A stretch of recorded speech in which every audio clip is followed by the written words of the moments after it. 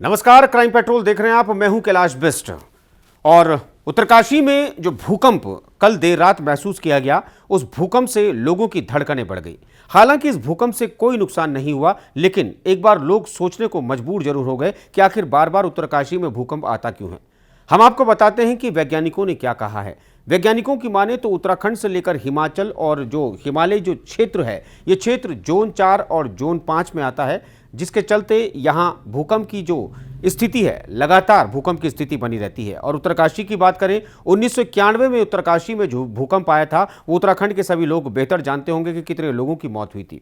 तुर्की का भूकंप भी सबके जहन में होगा कि तुर्की में कितना विनाशकारी भूकंप आया और हजारों लोगों को अपनी जान गंवानी पड़ी। लेकिन क्या आप ये जानते हैं कि उत्तराखंड को लेकर और हिमालय क्षेत्र है उसको लेकर जो वैज्ञानिक हैं उनका क्या दावा है? उनका यह दावा है कि 8 मैग्नीट्यूड तीव्रता तक का भूकंप इस क्षेत्र में आ सकता है। जरा सोचिए, अगर 8 मैग्नीट्यूड तक का भूकंप, जिसकी तीव्रता 8 मैग्नीट्यूड होगी, अगर इतना बड़ा भूकंप, इतना जोर का झटका भूकंप अगर देगा तो कितनी मौतें हो सकती हैं। ये स्टोरी आप देखिए ताकि आपको तमाम लॉजिक्स समझ आ जाए।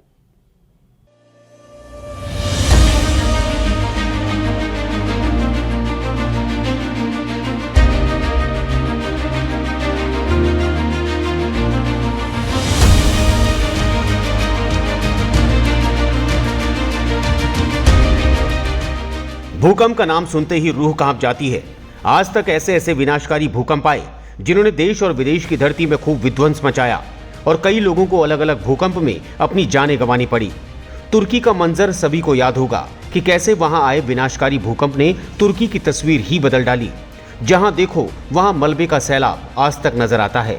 तो वहीं अब वैज्ञानिक उत्तराखंड, हिमाचल राज्य के साथ ही पश्चिमी नेपाल में भी बड़े भूकंप को लेकर सचेत करते नजर आ रहे हैं। दरअसल national geological research institute Hyderabad के साइंटिस्ट डॉक्टर एन पूर्णचंद्र राव ने तुर्की से भयानक भूकंप उत्तराखंड, हिमाचल राज्य और पश्चिमी नेपाल में भूकंप आने की संभावना जताई। आखिर क्या है इसके पीछे की असल वजह? क्या वास्तव में उत्तराखंड राज्य में 8 मैग्नीट्यूड का भूकंप आ सकता है? और अगर इतने रिएक्टर स्केल का भूकंप आता है तो उत्तराखंड की क्या स्थिति होगी?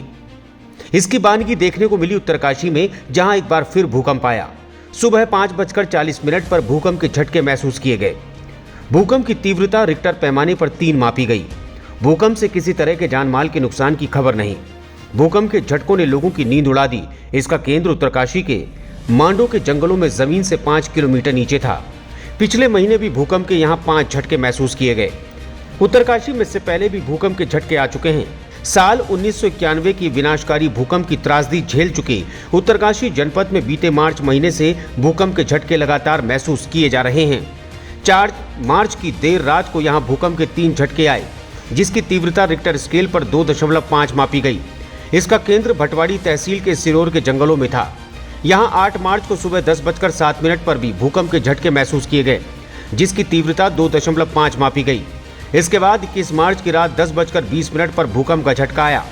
रिक्टर पैमाने पर इसकी तीव्रता 6.6 मापी गई, जिसका केंद्र अफगानिस्तान में हिंदकुश पर्वत क्षेत्र था। हम ये नहीं कह सकते कल को भूकंप आएगा उत्तराखंड में, पर संभावनाएं हैं, चूंकि ये गैप में भी आता है। 1934 बिहार में जो अर्थक्वेक आया था, 1905 कांगड़ा में, उसके बीच में ये सेस्मिक गैप में भी आता है रीजन। तो इसलिए लोग ऐसा मानते हैं, पर मैं ये मानता हूँ कि जो बेसिकली भूकंप की भविष्यवाणी संभव नहीं। कैसे आता है भूकंप? भूकंप के आने की वजह धरती के अंदर प्लेटों का टकराना है। धरती के भीतर 7 प्लेट होती हैं जो लगातार घूमती हैं। जब ये प्लेटें किसी जगह पर आपस में टकराती हैं तो वहां फॉल्ट लाइन जोन बन जाता है और सतह के कोने मुड़ जाते हैं। सतह के कोने मुड़ने की वजह से वहां दबाव बनता है और प्लेट्स टूटने लगती हैं। इन प्लेट्स के टूटने से अंदर की एनर्जी बाहर आने का रास्ता खोजती है, जिसकी वजह से धरती हिलती है और इसे हम भूकंप मानते हैं। भूकंप की तीव्रता रिक्टर स्केल पर 2 से कम तीव्रता वाले भूकंप को माइक्रो कैटेगरी में रखा गया है और ये भूकंप महसूस नहीं होते। रिक्टर स्केल पर माइक्रो कैटेगरी के 8000 भूकंप दुनिया भर में रोज आते हैं। इसी तरह 2 से 2.9 तीव्रता वाले भूकंप को माइनर कैटेगरी में रखा गया। ऐसे 1000 भूकंप रोज आते हैं। इसे भी सामान्य तौर पर महसूस नहीं किया जा सकता। वेरी लाइट कैटेगरी के भूकंप 3 से 3.9 तीव्रता वाले होते हैं, जो एक साल में 49,000 बार दर्ज किए जाते हैं। इन्हें महसूस तो किया जाता है, लेकिन शायद ही इनसे कोई नुकसान पहुंचता है।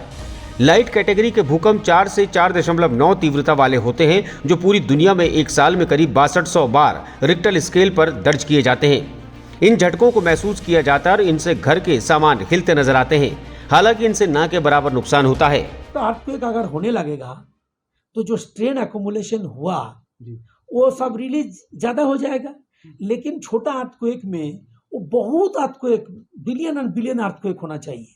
थोड़ा सा लाइट, थोड़ा सा मॉडरेट, थोड़ा सा स्ट्रॉन्ग, जिसको हम लाइट बोल रहे हैं, वो 4 to 5, 5 to 6 वो है आपके मॉडरेट, 6 to 7 वो स्ट्रॉन्ग। इस तरह का अर्थक्वेक जब आ जाता है तो बहुत एनर्जी जो एक्युमुलेटेड हो रहा है वो निकाल के बाहर आ जाता है। जो हिमालय क्षेत्र जोन 5 के अंतर्गत आता है, यानी जहां भूकंप की संभावना लगातार बनी रहे, और वैज्ञानिक भी कई बार इस बात को दोहरा चुके हैं। वहीं अब सरकार भी जोशीमठ आपदा के बाद से काफी संजीदा है। अगर देहरादून की बात करें तो अब एमडीडीए देहरादून के मास्टर प्लान में भूकंप रेखा भी चिन्हित कर चुका है, यानी जो फॉल्ट जोन है उन्हें चिन्हित किया गया है। इन सभी इलाकों में बहुमंजिला भवन बनाना प्रतिबंधित रहेगा और भवन का नक्शा पास करते समय सबसे पहले फॉल्ट लाइन का ध्यान रखा जाएगा। बड़ा भूकंप आया तो उत्तराखंड में मचेगी भारी तबाही। उत्तराखंड के पर्वतीय क्षेत्रों में जो मकान बने हैं वो स्लैब और आरसीसी लेंटर के माध्यम से बने हैं। ऐसे में अगर कोई बड़ा भूकंप आएगा तो लेंटर सीधा नीचे गिरेगा। वाइड इंस्टीट्यूट के वैज्ञानिक सुशील कुमार ने बताया कि राज्य में अभी कोई ऐसा भूकंप नहीं जिससे भारी तबाही मची हो, लेकिन इतना जरूर है कि 1991 में उत्तरकाशी में 6.5 मैग्नीट्यूड, 1999 में चमोली में 6 मैग्नीट्यूड के साथ 2017 में करीब 5.8 मैग्नीट्यूड के भूकंप के दौरान हजारों लोगों की मौत हुई। ऐसे में अगर उत्तराखंड के किसी हिस्से में ग्रेटर भूकंप आता है तो प्रदेश में तबाही निश्चित है।